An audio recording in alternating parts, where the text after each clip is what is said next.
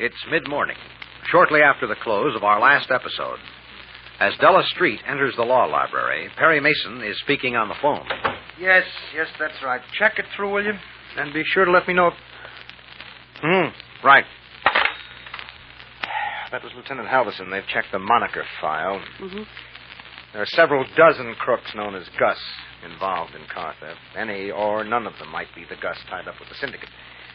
So we'll have to find Suzanne Barkley before we can identify Gus, Unless we find the nerve center. What's that?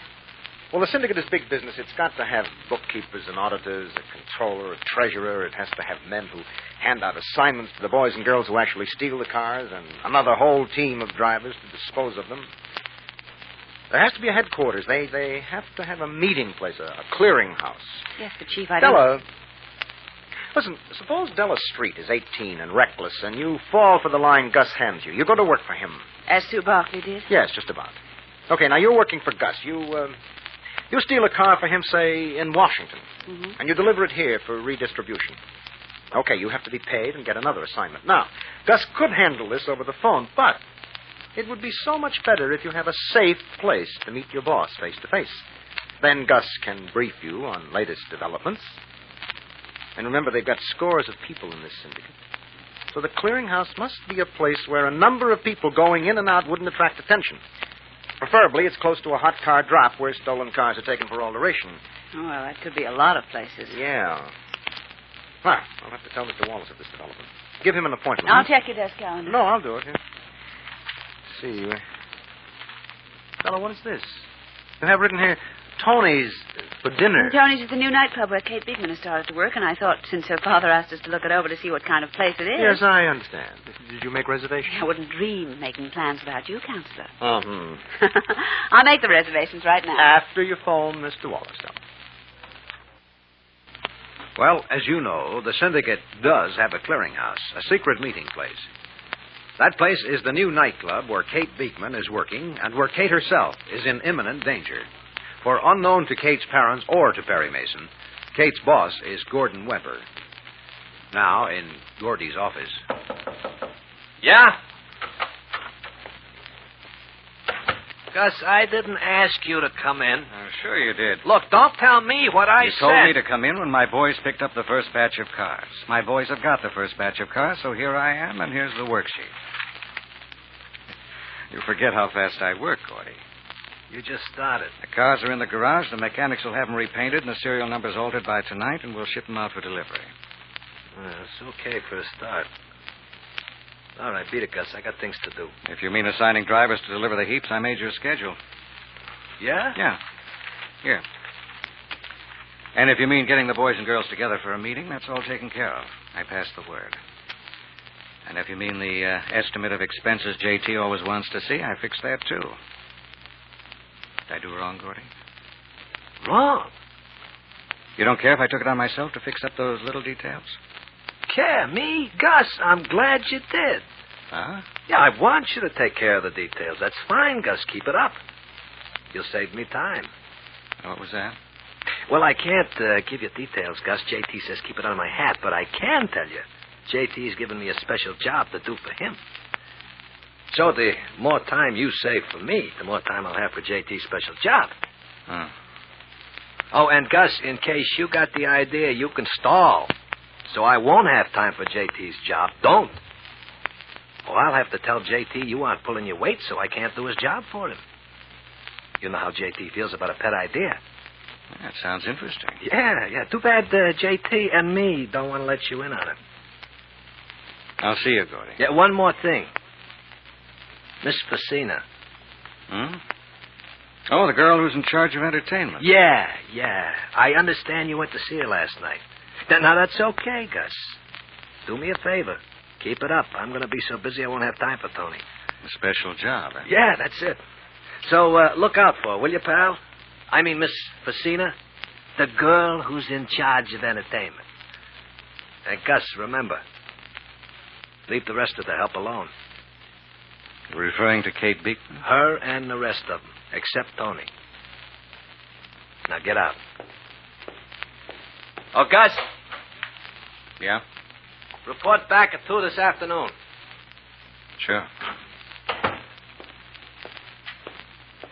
Oh, hello, Gus. Well, if it isn't Miss Facina, who's in charge of entertainment. Huh? I want to talk to you.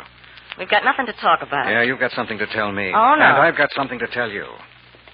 Well, we can go in the cocktail lounge. I don't like cocktail lounges. Yeah, I'll get the door.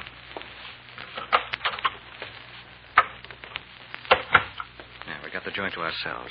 You got something to tell me? Yeah. You're a sucker, Tony. What? I offered you a bona fide proposition last night. I offered to help you if you'd put in the good word for me with Gordy. And what happens? You told him I came to see you. Sure I did. That wasn't smart, Tony. What do you think you're kidding, big boy? You said put you in solid with Gordy. That'd be good for you and good for me. Because that'd leave him with more time with you. Yeah. And you said it'd help Gordy, which is what you want. Gordy told me about you, handsome. He says you'd do anything to stab him in the back. He's only half right, Tony. Look, I'm going to level with you. Skip it. Cards on the table, Tony. This is what I couldn't tell you before. Oh, you trust me now. Yeah, because you've got to trust me. I know what's going on. I know what's eating you. Gordy and that redhead. I didn't say... You don't have to. Gordy told me. What? Oh, he didn't mean to. But I'm a boy who can add 2 and 2 and come up with the right answer. Look, let's take it in order, kid. Gordy's half right, but only half right. The only thing I want is to get out from under his thumb, and I'll do it any way I can. If you think I'm going to help you... You can help me in a way that won't hurt Gordy. At least not much. Now, Gordy told you he's got no time for you now. He says it's because he's got to get chummy with the redhead. He told you it's a business deal, right? I'm not saying. Well, it's supposed to be a secret. But Gordy's a lad who has to talk. You know he's got a boss. You know this is more than a nightclub. Well... I know you know. Because I know Gordy has to talk. Just like he had to tell me what he told you. He has to throw his weight around and act like a big guy. Look, I'm not going to sit here and let you knock Gordy. Look, how you feel about Gordy's your business. But it fits real cozy with my business because you want Gordy, and you'll help me in order to get him. What? You don't stand a chance once he starts after that redhead. Gordy said... Yeah, he said it's business. But you know Gordy, too. Now, here's my ace. Was Gordy mad when you told him I came to see you? Well, yeah, he hit the ceiling. Don't make me laugh. He didn't care, right? And here's my other ace. Gordy went so far as to ask me to take you off his hands. He didn't. That's just talk, kid. You know I'm telling you the truth. Gordy's slipping away from you. Are you just going to let him slip away, or you going to fight back my way? I don't want anything to happen to Gordy. Now, look. What if I fix it so Gordy keeps his job, keeps operating the club? And what if I fix it so he lets the redhead alone? So he'll go out of his way to keep from speaking to her. You like that, Tony? You can't fix that. The big boss told Gordy. Unless he's lying. If Gordy's lying... That's our ace in the hole, kid. The big boss did tell him to get friendly with Kate Beekman.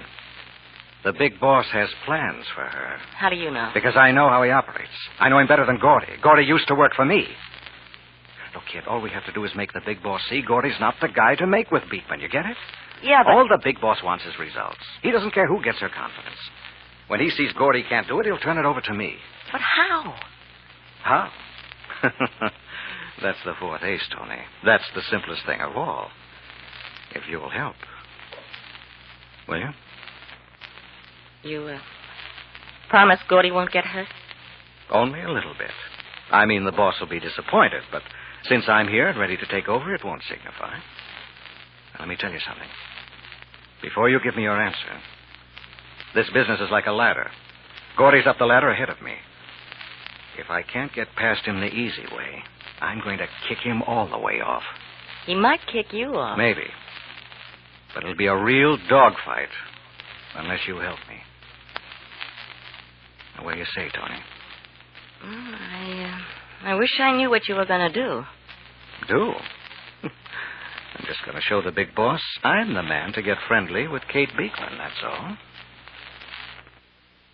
Until now, Kate Beekman has not been directly involved in the struggle for power within the syndicate. But in the very near future, Kate herself will be involved directly and dangerously. By all means, join us tomorrow, won't you?